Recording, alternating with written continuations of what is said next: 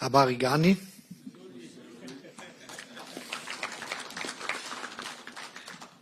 I'm very happy to be here in Kenya, and as you already said, it's not my first trip to Kenya.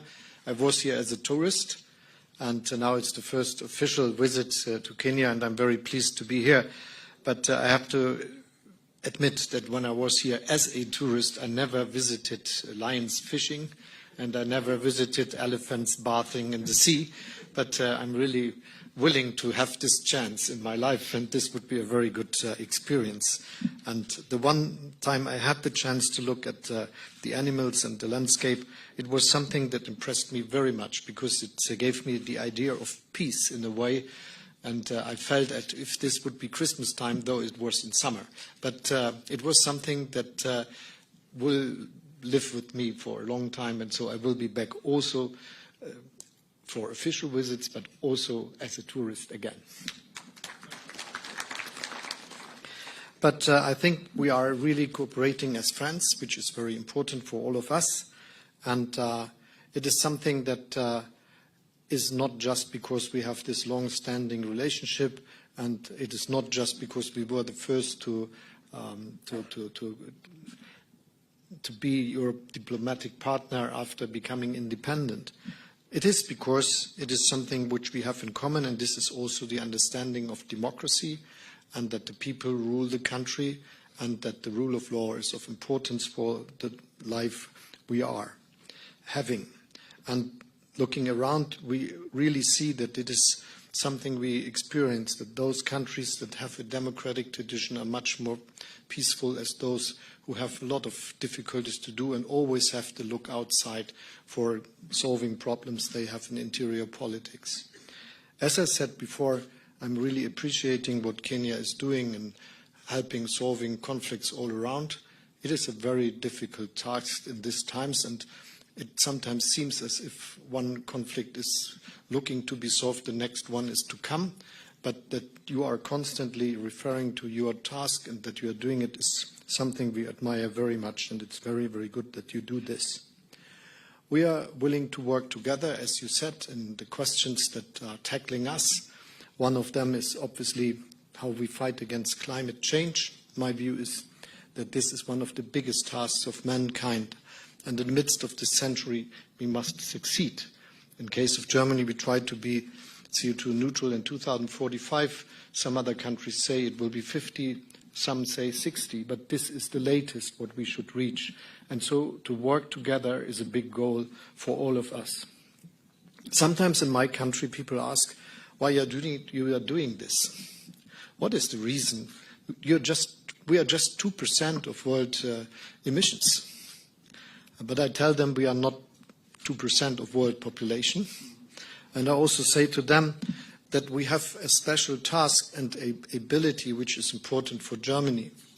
We have the engineers, we have the companies, we have the technology that is necessary for getting what is we are aiming for, becoming a world that is living and doing business CO2 neutral, climate friendly, but which is also solving the problem that many people in the world still face, that they are looking for a better, good income, that they are looking for how to feed their children, how they can educate them. So there is big growth. There's a lot of growth necessary to many parts of the world.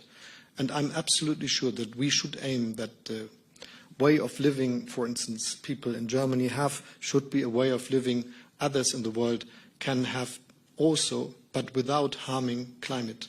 And if we are successful with this, this would be really the part we can support from Germany very, very much. And this is also a reason why we are good in accelerating our technologies and our investment into climate-friendly activities, because doing so, we are developing scales, making things cheaper so that they can be used all over the world. In this way, we are really willing to partner with Kenya that is really leading, for instance, when it goes about using geothermal possibilities of your country, and for using and for producing hydrogen. And I'm also pleased very much that you are thinking about how we can produce fertilizers, especially green fertilizers. One of the things we learned in the last year much more is that there are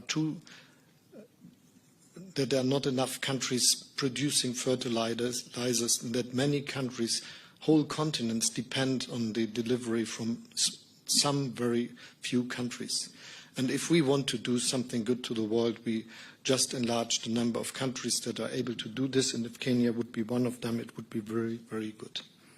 Let me say I not just appreciate very much what you say about your activities all around with all the conflicts and the new one in Sudan.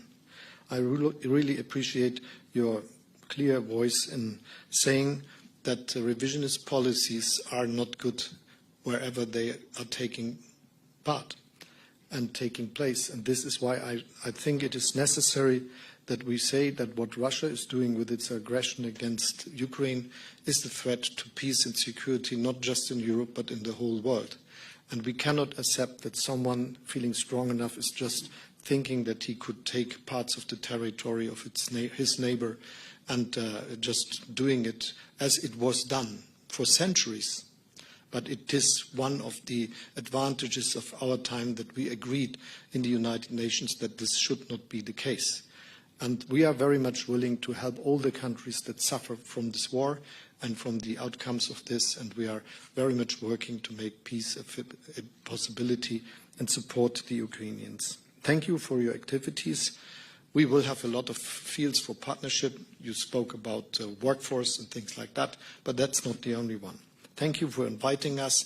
I'm very happy that I can be part of this long-standing relationship, and the two of us and our countries will work together to have a very strategic cooperation in our relationship. Thank you, and thank you for all you do.